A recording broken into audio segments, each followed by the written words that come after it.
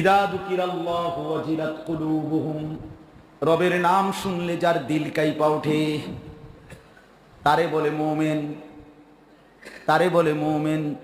সুবহানাল্লাহ বলার সাথে সাথে দিল নড়ে ওঠে আমার মালিকের নাম।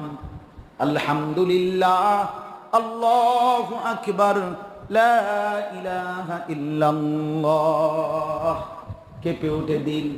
মসজিদের মিনারায় আজান হয়, মুমিনের দিল কাঁপা ওঠে। চলো বন্ধু, ছেড়ে দাও দুনিয়া, আমার মালিক ডাক দিয়েছে, আর দাঁড়াইবার সুযোগ নাই। তারে বলে মুমিন।